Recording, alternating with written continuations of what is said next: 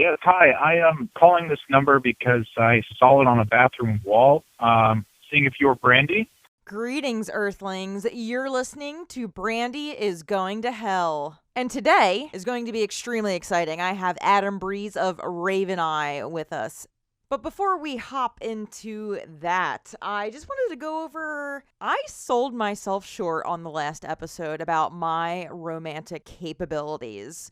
I think I came up on the last episode saying that I don't remember what I got my boyfriend for Valentine's Day. Mentioning that I write thoughtful cards out, but I personally think I've trumped his romantic capabilities because I got him a heart-shaped cheesecake covered in chocolate because he loves cheesecake, and I also got him Star Wars socks that were super cheesy with hearts all over the boxes. So dope.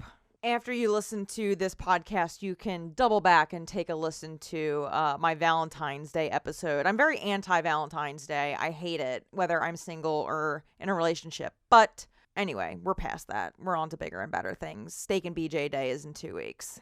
Sometimes I've noticed that my podcasts tend to be a little dumpy, ranty, and shitting on things the entire time. So I decided that I'd like to start every episode with something nice that's happened to me the past week. And a couple weeks ago, I put $20 into the MTA machine so I could get a Metro card, and it ate my $20, and I didn't get a receipt because I normally don't like to waste paper, and it was cash. So anyway, it ate my $20, and I went to an attendant, and they filled out my paper with, the ID number of the card, and they send it in, and I get the receipt thing. Anyway, weeks and weeks go by, and I opened the mail a week or two ago, and I got my $20 back in a new MTA card. And for those of you listening who are English, because I'm interviewing Adam Breeze from RavenEye, who is from England, an MTA Metro card is pretty much the same thing as an Oyster card. So my faith in the MTA was restored in the fact that I got $20 back in MetroCard form, and I am very grateful for that. There you have it, folks. The positive thought of the podcast. Now, I wanted to give you a little backstory about RavenEye. RavenEye is one of my favorite upcoming newer bands, and it's quite a funny story. I have this wonderful friend named Missy, and I call her my rock and roll mom, but she gets pissed when I say that, so I call her my rock and roll sister. And she was like, Brandi, you have to come out to the show. There's this band I really like. Just trust my instinct. So I go out to the show. It was when Webster Hall Studio was still open. And I go to the show, and as soon as the band starts playing, I'm like, oh, I totally remember this band. They opened for The Darkness. So anyway, rocking out, they put on a great show, lots of energy. They move around, and it's exciting to watch, and they're all cute, and it's just a good time, especially when you've had a few wines. Anyway, rocking out, end of the show comes, and I wanted to go buy a t-shirt, or merch or whatever. So, I mean, I work in music, and for a lot of the artists that we work for, we, after the show's done, they do what they got to do, and we collectively as a company figure out what's next, right? So I was like, hey, what's next, guys? Where are you going now? And I found out that they were being stationed that evening in the recording studio for that particular album that they were touring on in Hoboken. And I was like, oh shit, I am your neighbor because I live in Jersey City. And they were like, oh, you should hit us up. So I wound up messaging them, and in an hour or two after, I got home, they were just like, hey, yeah, come to the studio. So I headed to the studio, got to pick their brains, got to know them a little bit better. They're really sweet guys, and got to hang out with their producer, Warren Riker. And it was just a really cool time. So memories like that stick, with bands that you really dig. So I've been a fan of the band since that moment, and they are putting out new music, which is so exciting. And I am more than honored to have them on Brandi is Going to Hell because I think they fucking rock and I think you should listen to them. Their EP Breaking Out is awesome and their debut record Nova is awesome as well. I am one of those people that will incessantly listen to something, know all the words and all the like drum parts, and I am so stoked that there is new music. It's very commendable how DIY and dirty the band is on socials. You know, they just are raw and are just super duper hustlers, and I just love that about bands. I think it's really rad. Their new album is titled Animals with a TBD release date, and the first song that they released off of this record is the title track, Animals. They just really wanted to treat fans in the new year before getting into the cycle of releasing music, no matter how they got the music out. And Adam explains that a little further into the show. So I have Adam of RavenEye, who is the drummer, on the show, and we go over pretty much everything under the sun. The recording process, working with Warren. He is a new drummer in the band, so his element that he added to the band. And then we toss it up a little bit toward the end and talk about coffee and CrossFit, or working out in general. So without further ado, you're listening to Brandi is Going to Hell, and here is my guest, Adam Breeze of RavenEye.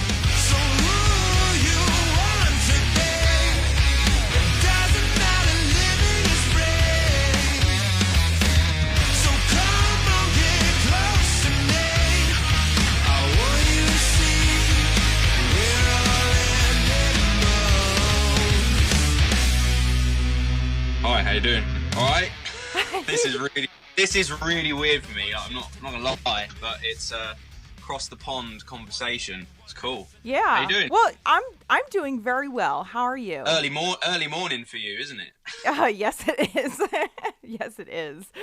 I am a night owl for sure. I went to bed at like 4:30 last night, so. Wow, like 3:00 here, so I'm ready for. You're ready to get dinner. Going, yeah. It's all good. Oh, no, I just remembered when you said that. You record a podcast, so you shouldn't be too nervous, although it's been kind of blatant. I'm okay. Okay. Yeah, I have like a little podcast on the side that I do that like basically just rant about shit. That's what podcasts are for, right? Yes, exactly. The internal thoughts, but yeah, let's see how it goes. I'll be fine. Hell yeah. All right, well, the whole reason you're here is that RavenEye is putting out new music, which is so fucking exciting. You guys are one of my favorite, like, younger, new bands, and I just wanted to talk about that a little bit.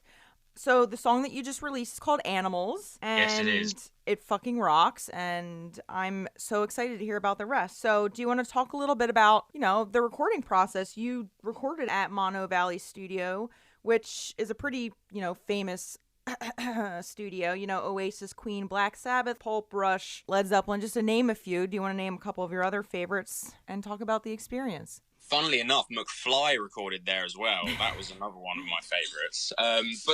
So we recorded the album maybe like a year ago, obviously Monnow Valley, but so it's kind of my first experience. I joined RavenEye 3 years ago. So yeah, we kind of went in with this with 16 songs. We booked the studio out for a month, and we wanted to find somewhere that wasn't like these days. A lot of bands will just go into recording studios, do the recordings, and then go home at night or whatever. But we wanted somewhere residential where we could sleep and kind of just get involved 120% every day. So we found Monnow Valley, and obviously the list is endless with all of the bands that have recorded there. But so we stayed there for a month. Wow. Yeah, it was a pretty crazy experience, especially for me. It's like my first. Oh yeah, you're a little noob. Yeah, I'm like the baby in the band, so it's like it was a lot of pressure for me as a player, and it was obviously before this album, it was Nova, which is our debut album. And Nova is a great piece of work. And just doing a little shout out here, you know, Warren Riker produced the record, Nova, before you were a part of the band, and then you joined for this record.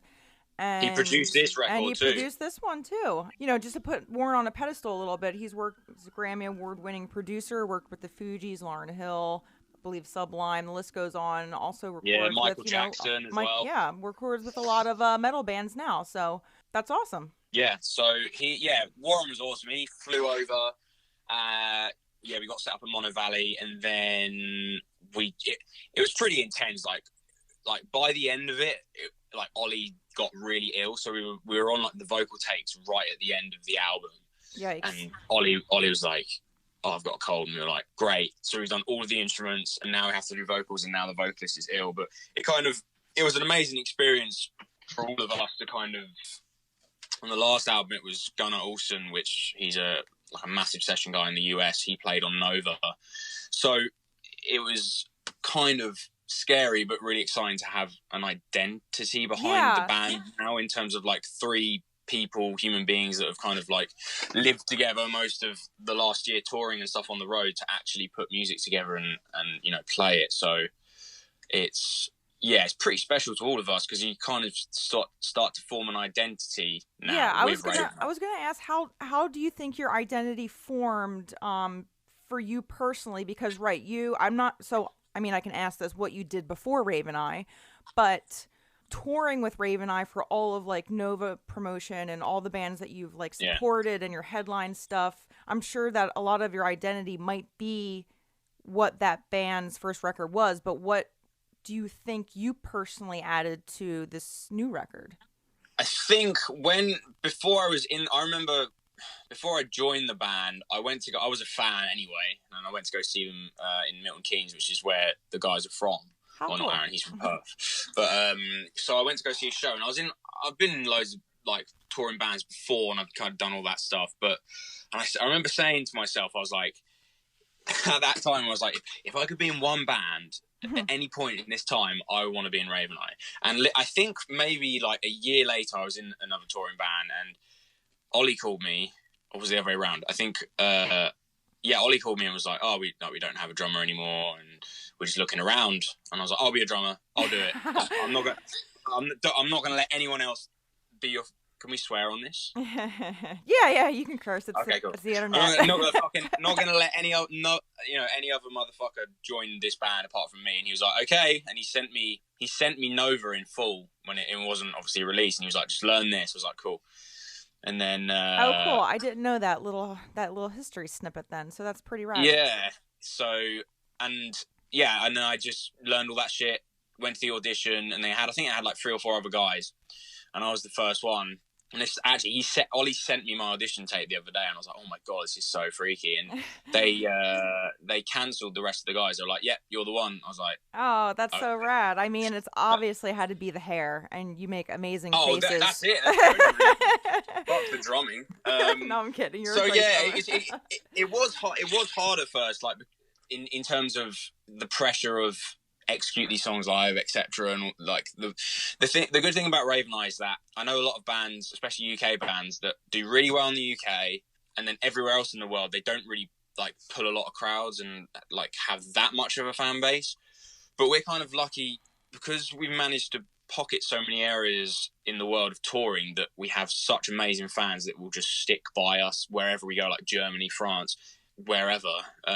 So I was really worried about people like, who's this guy? Because I know like any band that gets a new member, even like whoever, like a fan would just be like, who the fuck is this dude?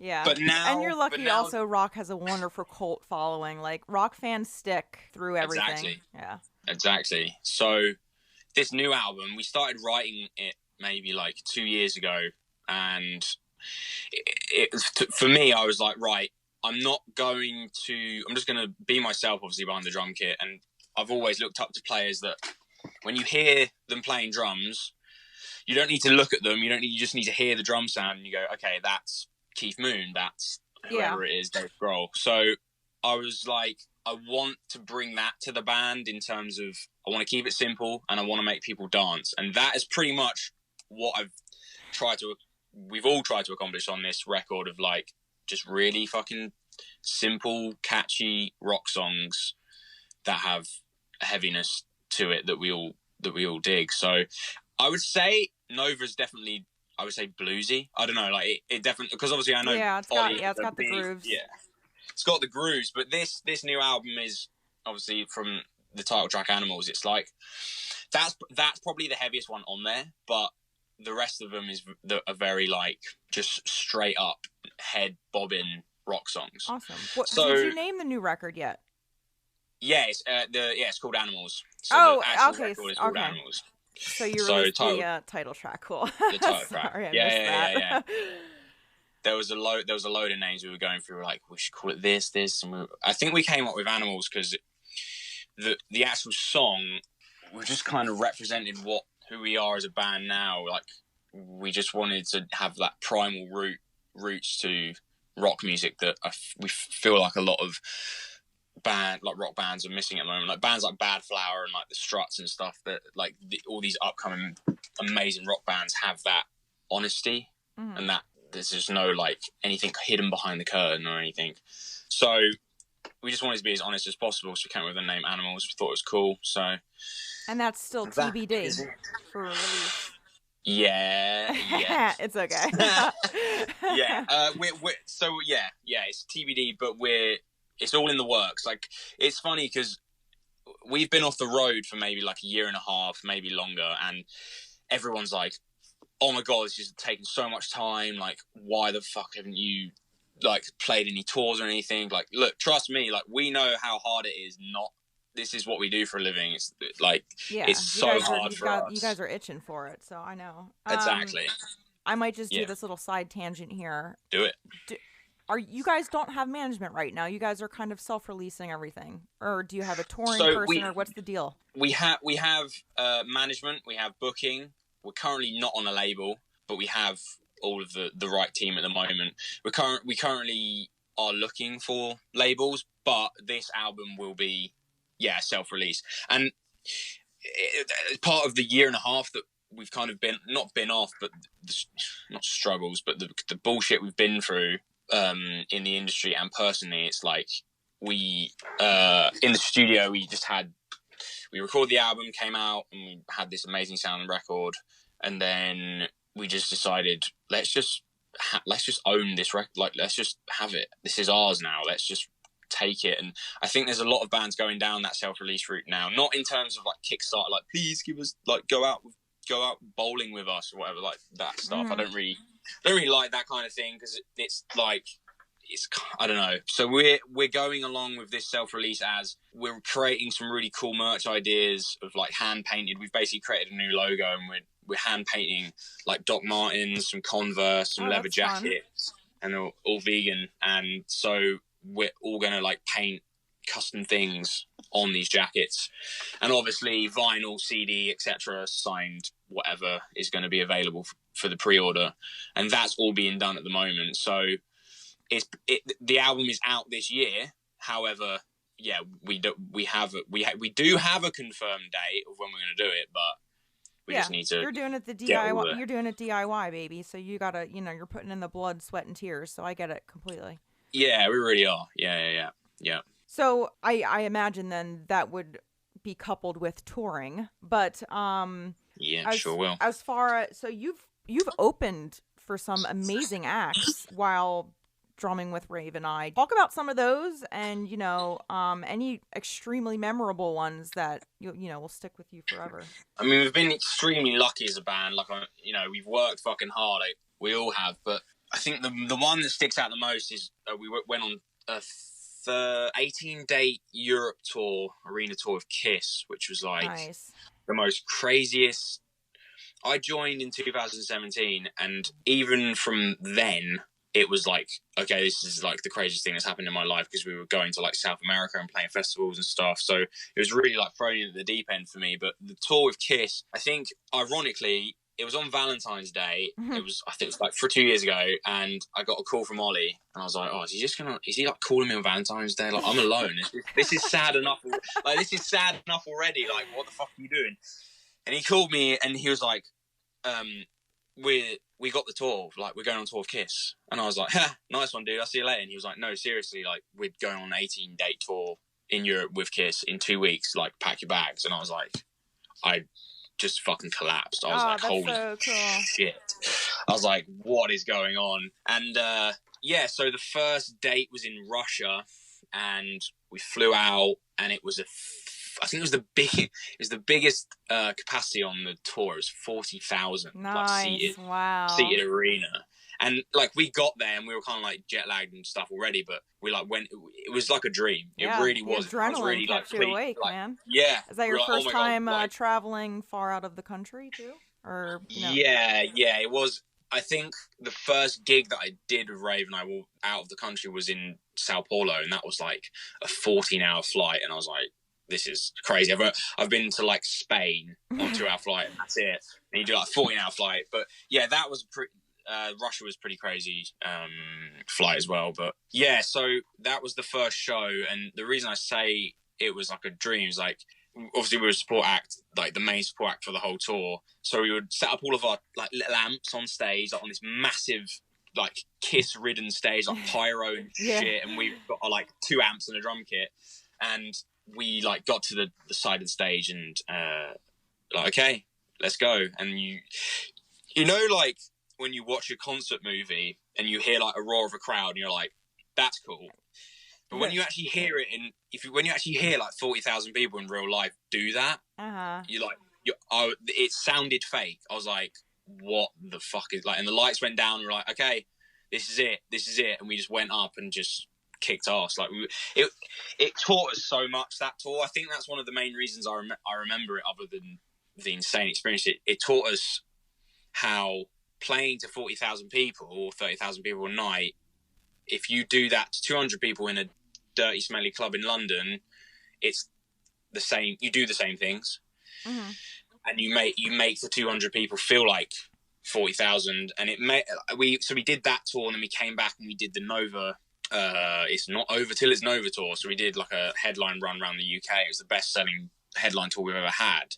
Awesome. And we learned, so we just didn't give a shit. Like we like on stage, we could do whatever we wanted, and we knew how to talk to everyone visually and stuff. So yeah, that Kiss tour we have so many crazy stories from that, and we're so lucky and so grateful that we managed to have the opportunity, because it's something that is like sticks in our mind every day I fucking wake up. So yeah, that was pretty crazy. But I think we've been on some crazy supports like that, and then we supported Bush in Europe, Hailstorm, and The Darkness. I wasn't on that tour, but you saw them. That's how you met. Oh yeah. I was that's actually quite funny, because I remember seeing RavenEye open for The Darkness in America, but it was just when I moved to New York. I was in a haze, I think my friend held my spot at the front row. I was kind of clocked out at that point in my life. But then she hit me up when you guys did your headline tour and was like, Brandi, you have to come see this band with me. And I'm like, oh, okay, I trust you. You have good instinct. And then I was like, oh, fuck, I've seen these guys before. So, and that's how our wonderful friendship began. So that was New York show, right? Yeah, that was like headline. The last year that the studio at Webster Hall was open. So you guys were a part of a pretty important year at, Webster Hall. So sad. Yeah. That's awesome. So, well, hopefully we all see you back very soon. We'll be back imminently. I think there's a lot of things behind the scenes that have been happening over the last year and a half that we've been planning and really wanting to go to certain places. And the US is one that we really want to hit hard this year and early next year. So yeah, we're going to be back ASAP. So I can see your pretty little face again. Yeah. Oh, thank you. Made me blush. So yeah, is there anything else you want to talk about with RavenEye? Because I'm ready to talk about some CrossFit and coffee. I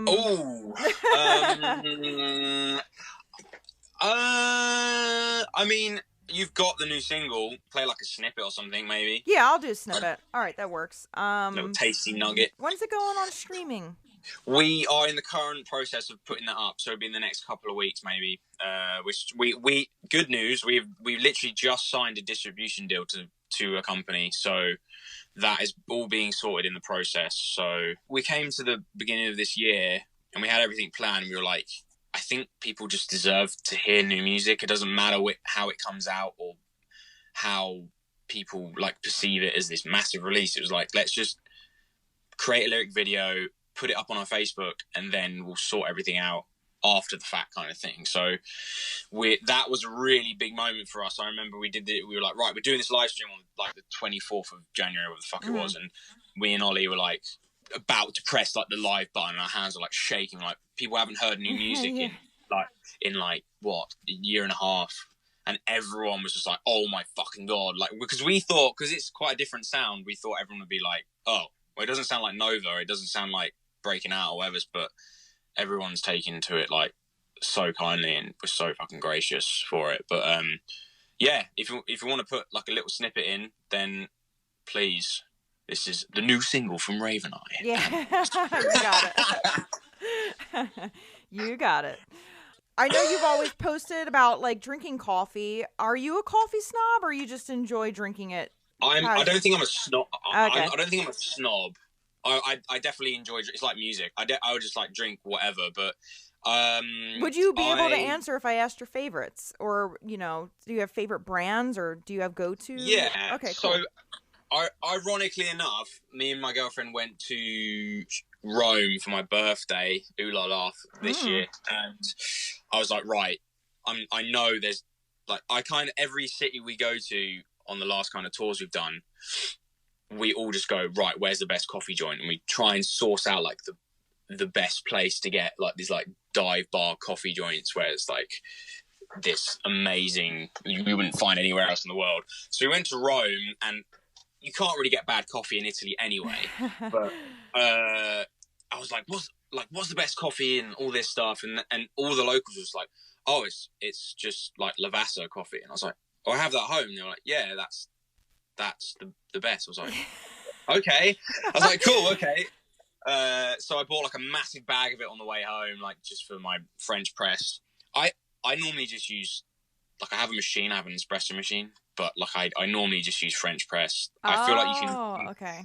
I feel like you can get a decent cup of coffee if you have like the right grounds with a French press. Like, I feel like you don't have to get all these crazy devices. But I've had like Ollie has an AeroPress and all this stuff, which is really cool. But wow, that is fancy. Yeah, I mean, as far as coffee goes for myself, I mean, I have just, I have one of those like 14 cuppers, and then one of my my best friend Katie, for we were out drinking super late one night, and I was pretty much falling asleep because I don't think I was the DD that night. I'm such a good friend. Yeah. And she made me a cup of coffee with a French press, and I'm like, I've never had French press coffee before, and she's like, what? So for my birthday, she got me a French press, and it is a pretty life-changing invention. It really makes the coffee super flavorful. But as far as like coffee brands go, like this year my mom knows I'm a pretty decent coffee fan, and I really like to fuck with flavored coffee. So this year she surprised me with this coffee called Bones Coffee, and all of the covers have like skeletons on them. And you put up a picture of the toffee apple one. I was like, oh my God, Instagram. We don't have that, like, because that's the thing in the UK, like, we don't really have that many funky flavors of coffee. Like, we have some like shitty ground coffee that's like orange flavor, chocolate flavor, and they just taste like dirt. But like that, like toffee apple and like banoffee and all that stuff, I love that shit. Like, how is it? So right now I'm drinking the macadamia one. It's Macadamia Maniac or whatever. So yeah, Bones Coffee Company has awesome flavors. There's eggnog, peanut butter and jelly, caramel apple, coconut, caramel, and vanilla. There's a white Russian flavor, and I have a coconut rum flavor, too. It's really fucking banging. And then just because if you need really good jet fuel, Death Wish Coffee puts out a pretty potent blend. And nice. I just like to shout out my local South Jersey roasters. They've been around for like 20-something years. They're called Talkin' Coffee. And they make awesome flavors as well. They have like blueberry, macadamia. They have seasonal ones and all that jazz. So, and you can be ordered online. So, yeah. Oh wow! I think I need to do some searching for like UK-based people who do coconut. That coconut rum have to be good. Roasters. I feel like in the UK. I mean, I've been to England a few times for pleasure, and then also because, you know, I have a boyfriend there. And where's your boyfriend from in England? So he's a little south of Cambridge, I think. Okay. So I don't even know. It's a really small town called Great Gransden. I don't even know if you know where that is. Yeah, I know where that is, kind of. Yeah, okay. Yeah.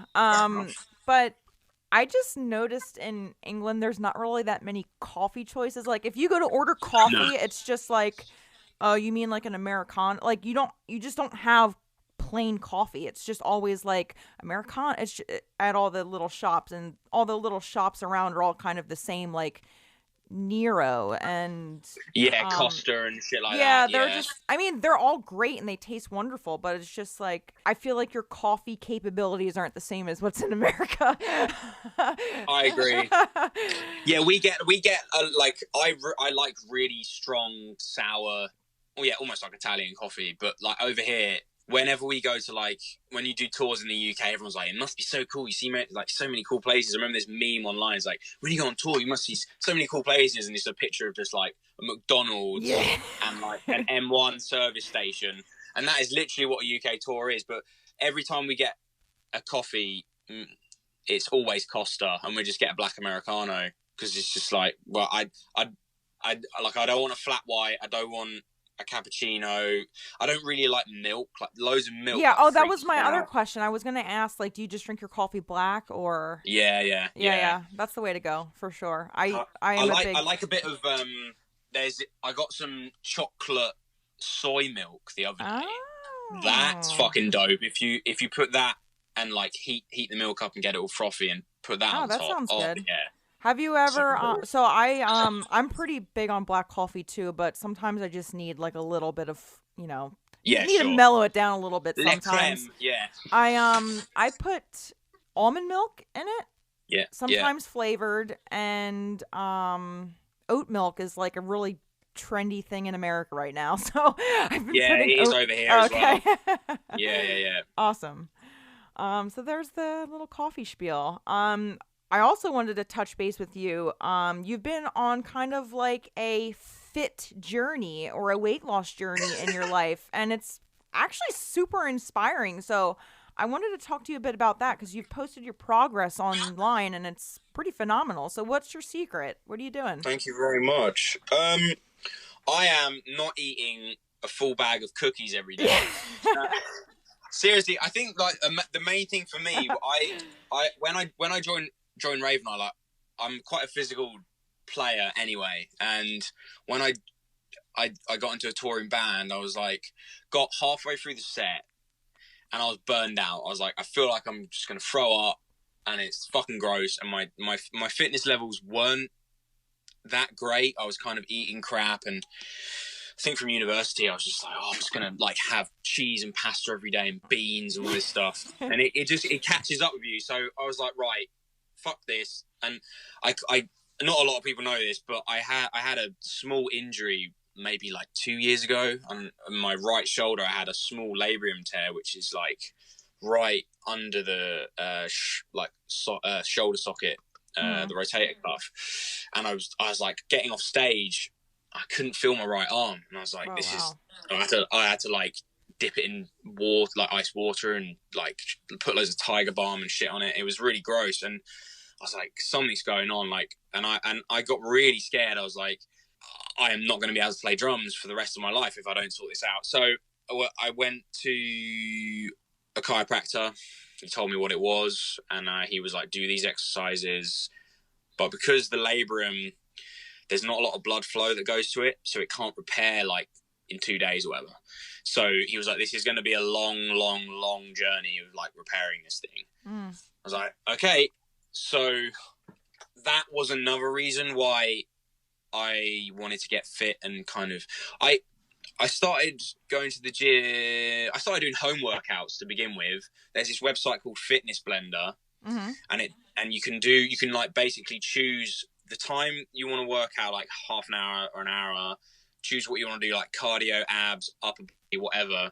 And then there's a person on the TV like, okay, now you do this, do that. And I started doing that, and I was like, right, I need to up my game a bit. So then I joined the gym. Yeah, it's free. Oh, wow. You can just go on the website. So fitnessblender.com. You just go on that and then you can just put in. It's really cool. Like there's so many videos on there and they're all like, it tells you like the calories you burn and stuff. So at the end you can be like, oh yeah, now I can like go and have a good meal. So, and then I joined the gym and then I started doing weights and stuff and trying to, I feel like, I don't know if it's the same in America. When you go to the gym nowadays, especially with guys, like there's a lot of massively buff guys, like massive arms, tiny legs, but I feel like I want to go up to them and be like, okay, why are you here? And most of them is like, I just want to get chicks, or like I want to get laid, or what. Like I feel like that is a big reason why you go to the gym, just to look good and stuff, which obviously is part of it. But I just wanted to get strong and I wanted to feel good behind the drum kit. So I was like, I just want to get to a point where I'm not in pain and I'm not like huffing and puffing on the drum set. So yeah, I think I've lost like, I used to weigh. I'm gonna do this in stone now. Okay? Oh so God, I hate that. My boyfriend does that, and I'm so confused. Work out. I think I weighed about 15, 16 stone, which is pretty heavy. And there, I weighed myself the other day, and I'm down to like 11 stone. So oh wow. Yeah, like over the last 2 years, you lost all your baby fat. I lost all my chub. Yeah. So, but now, touch wood, my right shoulder I don't feel any pain anymore, and it's slowly getting a lot better. So that was the main reason on my fitness journey of just like, I just want to get stronger and I want to feel good. I want to be able to play drums when I'm 40. Yeah, like, you got to take care of the machine, man. Yeah. Yeah, definitely. But the thing is, I asked you about CrossFit because that's the next thing that I want to try and like weave my way into, because I feel like that's another world of like, everyone over here is like, oh yeah, like CrossFit will just kill you, and I was like, oh yeah, but I kind of like that. Like I want to like. Well, I've been doing it since August, and I'm not gonna lie, I go like twice a week. I'm not like super over, like I don't overdo it. And I pay attention to my body. Should you go? Well, I mean, they always say like 4 days on, 3 days off, or something like that, or 5 days on, 2 days off. But I just know my body and I know my interest levels on things. And if I overdo something, I'll get sick of it real quick. So like I keep it to my standards. I go twice a week. Sometimes I go 3 times a week. And if I do a workout and I'm hurting, I won't go like for the rest of the week. You know what I mean? Yeah. So it's kind of cool because nobody there is, buff or whatever. Some people are, and it's all really based about what you can handle. It's not like, oh, you have to do not 1,000 pounds. You have to do like 200 pounds. No, that's not what it is. You do what you can do because it's what you're trying to do for yourself. So I think people get this misconception about CrossFit. Like, yeah, it'll kill you if you try to do weights you can't do. But if you if you do what you're comfortable with, then you build up to what you want to achieve. And I haven't been injured since doing CrossFit since August. And I have been getting so many compliments from, strangers, from friends that see me every day. And, it's amazing. It's really rewarding, and I like it a lot. So. Yeah, you should try it. It's expensive, I'm not going to lie, but like it's... How long's a class, like normally? Like an hour. Yeah, cool, okay. It's just an hour, and it's, you just do like circuit of exercises? Yeah, different days there's different, different workouts. That's why I also like it too, because I get bored doing repetitive things. So every day I'm learning something new or trying new things and pushing myself to different limits, and you don't work out the same muscle groups on a consistent basis. So you're getting a mixture of it all, which is really awesome. Maybe that'll be your next go around. Next venture. I think there's a couple of places near me, so I might go and I'll come back with like a broken back. Yeah. Try to do 1,000 push-ups, because that's the horror stories I've heard. Like, people, you go CrossFit and the trainers there are just like, I want to see you do 20 fucking pull-ups in a row, and you're just like, you can't do I can't do a pull-up, so you have modified exercises. Every workout has a modification, so you might do ring-ups. Yeah, that's or cool. It just depends. And if you go in there and try to deadlift a weight you can't do, you're gonna hurt your back, but you should do what you feel comfortable doing, so you don't do that. It's all about your own, like, the coach isn't going to know your comfort level. You are. And you seem like cool. that you're, you know, I mean, I haven't heard, I know, you know, I've always been athletic to some extent by doing sports, but like I've been doing CrossFit since August and I haven't hurt myself. So Yeah. I think that's like kind of like a good testimonial for anybody to Definitely got to listen to your body. Yeah. Got to try it out then. Yeah. I'll let you know. Yeah, sweet. Well, congrats on that. So it sounds like a lot of things are, you know, working in your favor this year, and 2020 is going to be a solid one. RavenEye, you're getting fit, and I'm so excited for the new music, and I'm sure, you know, just seeing all the, what do you guys call your fans? Ravens. Or we have a couple. We have like Raven Nation. We have Ravens. Okay. The Flock. Okay. Well, I'm a Raven, I guess. Ravens. Awesome. Thank you for sticking with us. Yeah, absolutely. You guys make great music, and I'm so excited for you guys to kick it off again. You know, what I've heard so far is amazing, and I'm looking forward to the rest of it. So, big ups to that. Hells yeah, it's gonna kick off. Trust me. What are you, if you don't, you know, I'm always curious, and I love, I think it's so important for people to share. I mean, everybody's like, oh, I'm an artist, so I don't listen to anything at the moment. But, you know, what are you currently listening to, you know, young bands or, you know, whatever you've dove into in an older sense? What are you listening to at the moment? I have been getting into, do you know a band called Sepultura? I do, yeah. Mm-hmm. I find like I've been listening to when I find out like new music, normally it's either from like the UK scene, like so like bands like Dinosaur Pile Up, Black Foxes and stuff like that, or I'll find a drummer that I'm like, holy shit, who's that? Who does he play for? Or she play for? And then I'll listen to their band. So there's this guy called Eloy Casagrande, if that's pronounced properly. He plays drums for Sepultura, and like I've just been getting into that heavy shit. And I've been listening to a lot of Deftones as well. Yes. But if any of your listeners want to check out some new music, some decent new music, RavenEye's one of them. No, there's a band. I toot you guys horn enough. I'm sure everybody's sick of hearing about it. No, I'm kidding. Yeah, right.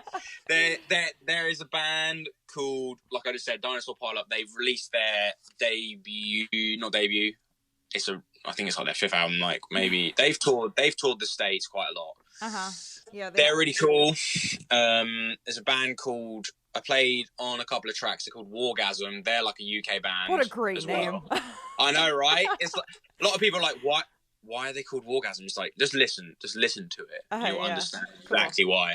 And I'm in a new project at the moment that I work, like my main kind of income at the moment is working. I have a degree in audio production and all that stuff. So I work at a studio down near me, locally. And awesome. The guy, what's the name of the studio? It's called Sunny Hill Studio. Cool. So if you want to go, anyone who's listening, go check it out. But it's owned by the guitarist Ben from the band Lower Than Atlantis, and they are a UK band. They've unfortunately split up now, but anyway, so I've been working on a project with him, and it's called Paper Mill, and it's like his new project, and I've played drums on that, and they're releasing their new music on the 28th of February. It's been in like Kerrang and rock sound and stuff, so yeah. And obviously like the Struts, and there's a lot of new music. People are like, rock and roll isn't on the radio anymore, and like you can't. If you fucking, it's like anything. If you go deep enough, it's there. You will find fucking good music. Like it's that's I mean, like, you know, streaming is so important nowadays, but you know, it's the gatekeepers, man. The gatekeepers aren't really exposing, you know, the young rock. So you just got to really search for it, man. And being, you know, we just need people like you know, being in rock bands and preaching it. That's so important. Yeah, the day's gonna come when those download headliners like Iron Maiden, even Kiss, to a point, they're gonna need someone to take up the fucking mantle. So you know, it's up to us. Well, thank you for your service. Us rockheads are grateful for it, because you know it's really refreshing to as a rock fan for my whole life, have new rock bands that really fuel that fire, and RavenEye is one of them. And so thank you for that. Yeah. Awesome. It's definitely, I get excited when I hear about new bands, because it's and they start like, you'll start playing, especially in the UK, you start playing like little circuits with them, which you like do all the pubs and stuff, and then they'll get picked up by like a label or an agent, and then they'll just like get bigger and bigger, and you get so like, oh, I'm so fucking happy for those guys, because it's exciting seeing bands sleeping on your floor or whatever, sleeping on people's floors, and then just growing. It's the best thing. Aww. Even the struts, like I know for a fact, like they've been doing this for like 12, 15 years, just like slogging it for however many years, and then now they've got their break. And a lot of people see those bands and go, oh, well, they just came out of nowhere and like they just got a lucky break. And yeah, they did get a lucky break, but they also have been working fucking hard for it. Yeah. The past Unfortunately, 5, we're in a 6 culture years. where everybody thinks everything's instantaneous, and it's like, no, you have to put in the work, man. Like, you don't become famous overnight. And if you do, like, wow, like you were on TikTok and it blew up, right? But like, what's the longevity of that, you know? Yeah, exactly. The bands that last, like the Rolling Stones and all those guys, it's grafting, and it's like, if I didn't play, as cliche as it sounds, if I didn't play music, I don't know what I would do. Those are the sorts of bands that last and absolutely. really go the distance. So yeah, man. Yeah, long live rock, baby. Long live rock and roll. Well, thank you very much for having me. Yes, thank you.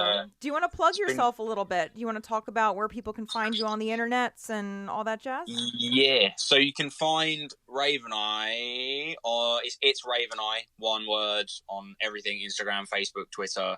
And then my personal shit is A Drummer Breeze, one word, BREEZE, like the wind, on Instagram, Facebook, Twitter as well. So yeah, I'm currently in my little shed that I have at the top of my garden, and I've like rigged it out to be a little drum studio. So I post videos pretty much every day when I'm not on tour playing live shows. So yeah, check them out, everybody. Follow, and you might see me doing some CrossFit push-ups in the next 2 weeks. Help! Awesome. Well, thank you so much for being on Brandi is Going to Hell, Adam. Thank you, Brandi, for having me. It's been wicked this has been a catch-up, really, hasn't it? Yeah, it has. It has. Cool. Thank you very much for having me. Thank you so much for tuning into Brandi is Going to Hell and listening to my interview with Adam Breeze of RavenEye. I'm so excited for all the music in store from that band. You can follow me everywhere online at Brandi Lukas. That's Brandi with an I, Lukas with a K, except TikTok. That's at Brandi is Going to Hell. Until next time, be nice to animals, be nice to people, call your grandma, and rock the fuck out.